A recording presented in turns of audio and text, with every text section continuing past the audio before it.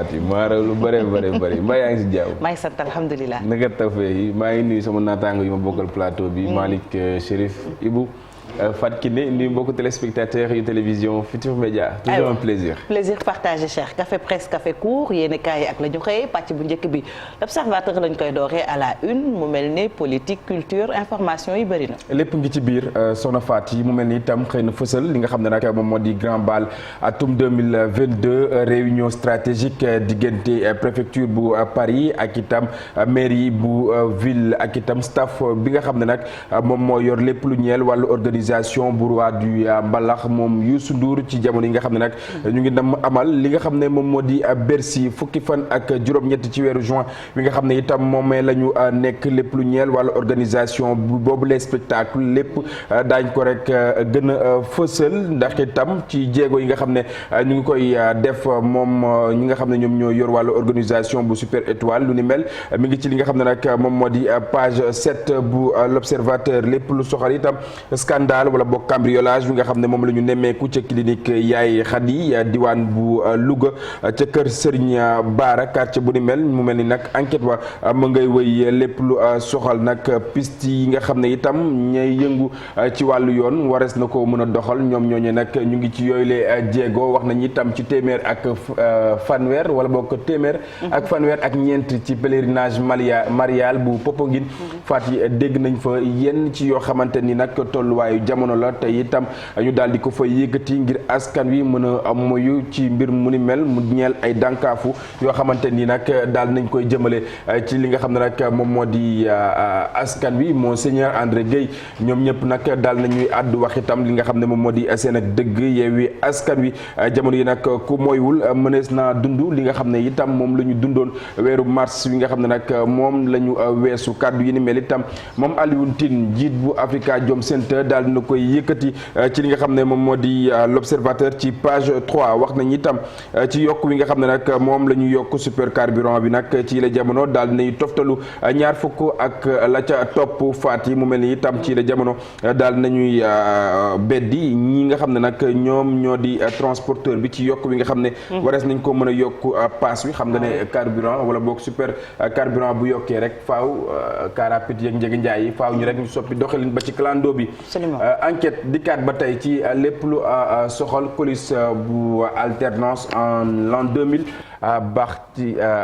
Bathily raconte la chute de Diouf lu ni mel nag mi ngi ci téere wi nga xam ne moom la rek daal di xëy fësal faat yi conseil constitutionnel xam nga ne nag ñëpp moom la ñu joxoñ baaraamu tuuma ci lépp lu ñeel languk politique bi mu soxal élection législative yi nga xam ne nag noonee la ñu dëgmal ci anam wi nga xam ne la ñu ko amalee mu ñeel liste yi le quotidien dikkaat ba tey ci li nga xam ne nag moom moo di languk politique bi PS réunion bi nga xam ne itam amaloon nañu ko te coow daal di ci juddu xëy fësal ki nga xam ne moom moo di nataaluk Mamadou Wane ak itam ki nga xam ne moom moo di Aminata Mbengue Ndiaye moom Mamadou mi nga xam ne itam jotul la eggali lu ni mel ndax itam dafa meroon ba rek daal di fut ñu wax itam ci Le Soleil mi dikkaat ba tey ci lépp lu ñeel wàllu violence mbuxum ak itam yenn ci ay kàddu yoo xamante ni dëppoowul ak warma lu ni mel itam église bi daal na koy joxoñ baaraamu tuuma bu baax a baax ci pèlerinage marial bu Popenguine wi nga xam ne itam ñu ngi ko doon amal boobu ak léegi gis nga itam ñu daal di xëy fësal photo wi lee mu mel ni nag kuy sàkku ci askan wi def nànk rek ci lépp lu ñeel langue politique bi wala bokk yenn ci ay jëfin yoo xamante ni ñu ngi koy nemmeeku ci réew bu Sénégal Libération dikkaat ba tey ci kile moom docteur Moussa Fall mi nga xam ne itam da doon rek exercer lépp lu ñeel wàllu paj mi ci kër docteur ci atum 2018 ba suñu joon yàllaay tey te lu ni mel yi yeyewu ko benn yoon tax na itam ñu daal di koy teg yoxo di daal di def lu ni mel ñaareel pàcc wi daañu jukki yeneen ñaari ponk yi nga xam ne itam daal nañ koy xëy fësal beneen ab violence boo xamante ni itam daal nañ koy seetlu benn góor boo xamante ni nag mu nga doon làbbali aw tout tànk mu mel ni nag police daal nay lancé aw appel à témoin mu mel ni itam sûreté urbaine daal nay taxaw bu baax a baax ci lépp lu ñeel wàllu lëñbët boobee faati tribune dikkaat ba tey ci lépp lu soxal société civile opposition ak itam li nga xam ne nag moom en ordre de bataille la rek daal di xëy fësal ndax réew mi mënees naa tàkk am déet aw laaj la woo xamante ni daal nañ koy samp conseil constitutionnel ci anam bi nga xam ne noonee la jëfee moom Amsatou Sow Sidibé daal na ci addu la mu xamle mu di ci la jamono nag anam yi nga xam ne nag ñu ngi koy doxalee ci langue politique bi doy na ñu daal di koy dakkal ku ci mel ni Ngouda Mboup daal na ci addu moom itam Ndiaga Sylla daal na ci addu dañ ko gën a faram-fàcce ci ñaareelu pàcc wi Y'en a marre itam wax na ci doxalin bi nga xam ne itam moom la ñuy doxalee ci langue politique bi ci yile jamono nag ki ëllëg itam doxu ñaxtu wi nga xam ne nam nañ ko amal mu ñeel Yewwi Askan Wi Walf Quotidien dikkaat ba tey ci ñi nga xam ne itam bokk nañ ci cëslaay Yewwi Askan Wi daal di xëy fësal li nga xam ne nag moom moo di seen ak nataal ñoom ñi lee li ñu xam le moom moo di day jàll rek wala mu am neneen noo xamante ni noonee la demee xëy nañu dikkaat itam ci yokk wi nga xam ne yokk nañu ko njëgum carburant bi daal di koy jëlee 775 yóbbu ko 890 francs fat yi Les Échos dikkaat ba tey ci lépp lu soxal la nga xam ne moom la ñu moyu muy diggante ñaari way takk der fa nga xam ne nag moom moo di ci stade Abdoulaye Wade lieutenant bu GIGN nag doon rek bëgg néewal doole aw gémi boo ak itam commandant am lu ni mel rek la daal di xëy fësal ginnaaw itam ba mu nangoo beereem ak itam li nga xam ne nag moom moo di téléphone am moom Sadio Mané itam daal nañuy dikkaat ci janoo wi nga xam ne réew bu Sénégal mi ngi ko doon amal ak réew bu Bénin ñetti bal ci benn Mané itam la nga xam ne daal na koy def ci boobule match mu mel ni nag ci la jamono daal nañ koy takkay médaille Fati ñu dikkaat ci leneen mu ñeel li nga xam ne moom moo di laas moom njiit bu réew bu Sénégal ci salaire yi nga xam ne itam daal na ci amal aw comp wala boog gën koo ñoŋal mu ñeel ñi nga xam ne nag ñoom ñoo yëngu ci wàllu administration territoriale ñàkkul préfet yeeg sous préfet yi ak ñeneen ñoo xamante ni ñu ngi yëngu ci wàllu yi bés bi le jour dikkaat ba tey ginnaaw benn at ci ren mu nekk ci pouvoir bi ca diwaan bu Niger mu mel ni nag daal nay dikkaat bu baax a baax ci li nga xam ne nag li mu dippee les bazooka de Bazoum daañ ko gën a faram-fàcce ci ñaareelu pàcc wi surcharge wi nga xam ne itam daal nañ koy nemmeeku ci match wi nga xam ne moom moo doxoon ci diggante réew bu Bénin ak itam réew bu Sénégal ñi nga xam ne ñu ngi doon wutali ca diwaan bu Diamniadio mu mel ni itam mel nañ rek ñuy dànkaafu ci li nga xam ne moom moo di page 6 jàpp 7 ñu dikkaat ci leneen rapidement Vox Populi dikkaat ba tey ci li nga xam ne nag moom moo di 7 charges yu conseil constitutionnel yi nga xam ne itam ci la jamono daal nañ leen di joxoñ baaraamu tuuma bu baax a baax moom Barthélémy Dias itam daal nay addu ci lépp lu ñeel tolluwaay ci langue politique bi source a dikkaat ba tey ci li nga xam ne nag moom moo di pelouse bu stade Abdoulaye Wade ci jamono yi nga xam ne nag ñu ngi daal di dalal yenn ci ay équipe yoo xamante ni dañuy bàyyi ko ci biti réew ñu ñëw file ci réew mi anam bi nga xam ne boobu le stade daal dina koy am lépp lu ñeel contentieux diggante ki nga xam ne moom moo di Madiambal Diagne ak itam Téliko deuxième manche le 14 rek daal di xëy fësal témoin dikkaat ba tey ci élection législative yi nga xam ne moom la ñu nam amal ci fanweeri fan ci weeru juillet fanweeri fan ak benn ci weeru juillet lépp lu soxal conseil constitutionnel doxalinam ci wàll wi faati ñu gën koo baral Sud Quotidien dikkaat ba tey ci lépp lu ñeel wàllu liste nationale yi nga xam ne itam dañu koo dàq moom Sonko ak itam Yewwi mi hors-jeu mu mel ni itam daal nañ leen di bàyyi ca gannaaw record dikkaat ba tey ci lépp lu soxal Rwanda Sénégal wi nga xam ne ñu ngi koy xaar ni ki tey jilee bu 19h jotee lépp lu soxal itam Sadio Mané xarañteefam jamono yi nag ñu ngi doon mëngale moom ak ki nga xam ne moom moo di Henri Camara waaye mujj naa nekk ca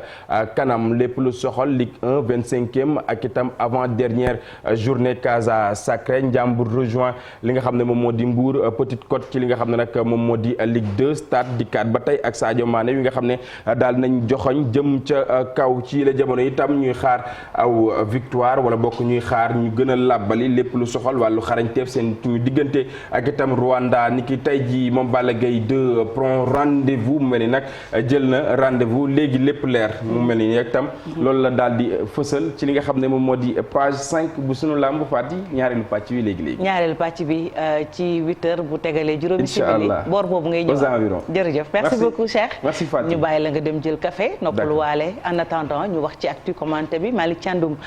les 7 sages du conseil constitutionnel dogal yi nga xam ne jël nañ ko dafa mel ni coow tàmbali na tey itam li mën a jur ci réew mi bari na. waaw mel na ni daal fi mu nekk nii conseil constitutionnel juróom-ñaari sage fa nekk gars yi duut nañ leen baaraamu tuuma li ko waral nag moo di décision yi nga xam ne moom moo fa tukkee muy recours yi nga xam ne moom la coalition yëpp daal di déposé woon ñu daal di koy gàntal mu mel ni que tey jii li nga xam ne mooy le droit en tant que tel dafa mel ni conseil constitutionnel da ko teg de côté daal di jël rek décision bu nga xam ne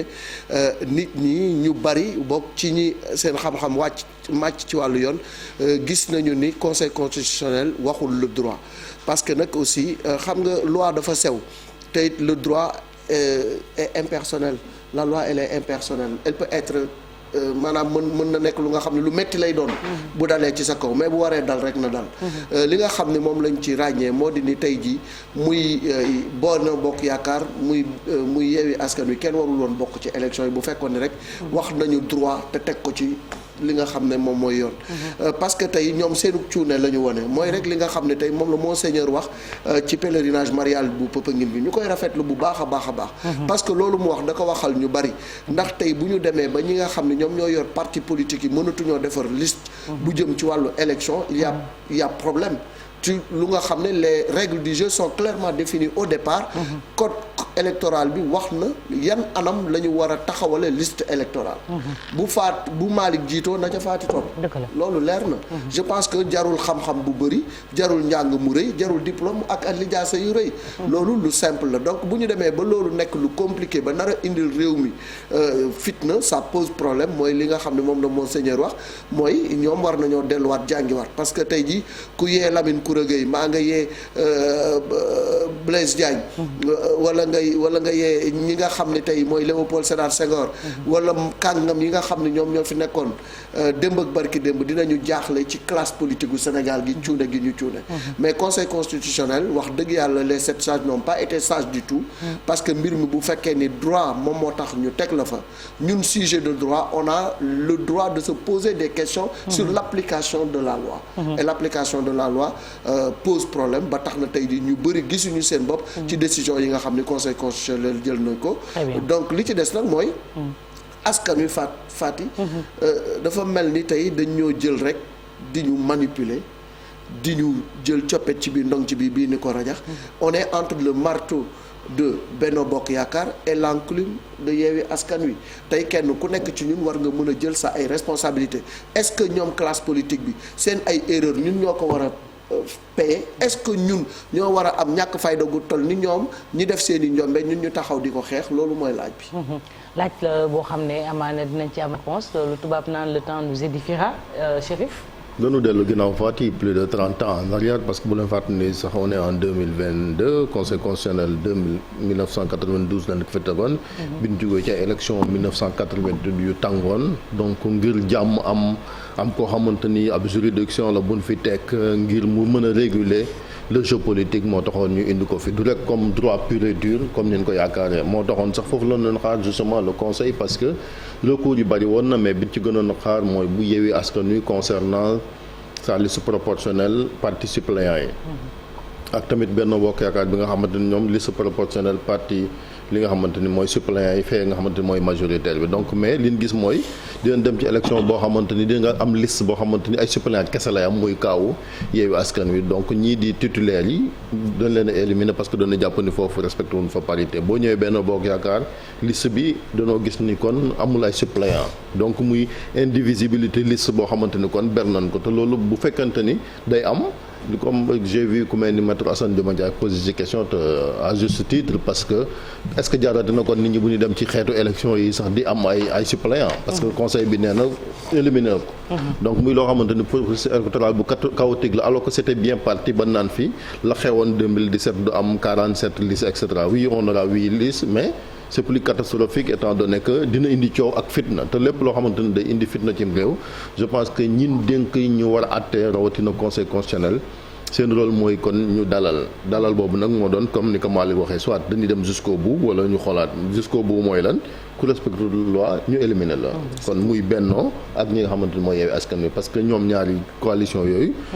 on a constaté que respecté li nga xamante ni kon moom mooy jëm ci respecter parité bi beneen bi mooy boo leen éliminer woon tamit beneen problème day am parce que coalition yi fi nekk tamit malheureusement couvre tout le territoire national pour am ay député partout donc ñu nekk ci benn dilemme boo xamante ni kenn xamut donc pëccaxoo gi comme monseigneur Benjamin Ndiaye ni mu ko waxee et je pense que question boobu moom nee na profane mais ñun profane tam on se pose la même question dem ba nga xamante ni même élaborer une liste ça se pose au niveau des coalitions de partis nga xamante ni chaque fois yàgg nañ ko wax ni mooy formation seeni militants et cetera or la direction générale des élections am na direction boo xamante ni ñu ko tuddee direction de la communication et de la formation boo xamante ni ñoom dañuy tàggat parti politique yi même journaliste sax bénéficié wu nañ ci seen formation jëm ci li nga xamante ni kon mooy ñu gën leen a xamal kon processus électoral bi malheureusement donc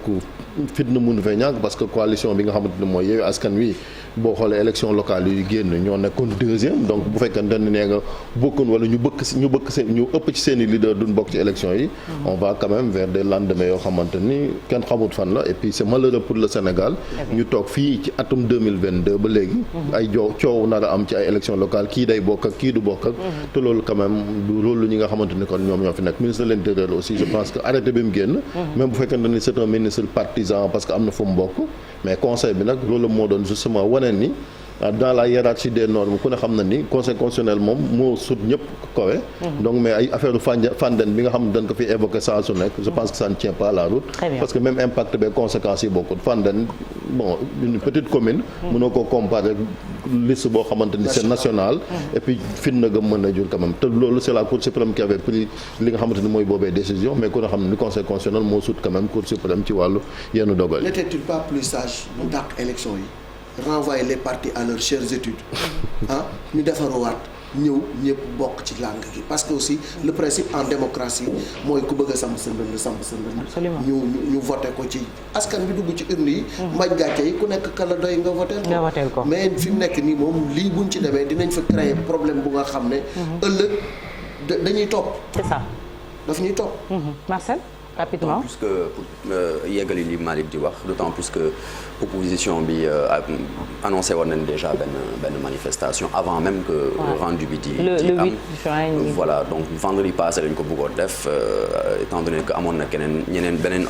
marche bu waroon am bis boobu noonu c'est la raison pour laquelle ils ont en tout cas décidé que dañ koy nar a defaat beneen bis donc suba lañ koy nar a tenir donc là actuellement la situation elle est plus que tendu si j'ose dire donc ai-je besoin même de le rappeler pour firndeel li nga xamante ne moom mooy situation élection législative yi on se demande même est-ce que coow bu bëri nii mës na am ci wàllu législative en tout cas avant même que le scrutin ne se tienne toujours en est-il que daal comme ni ñu koy faral di waxee dans notre rôle d'alerte et de sensibilisation na ñëpp dal te xam ne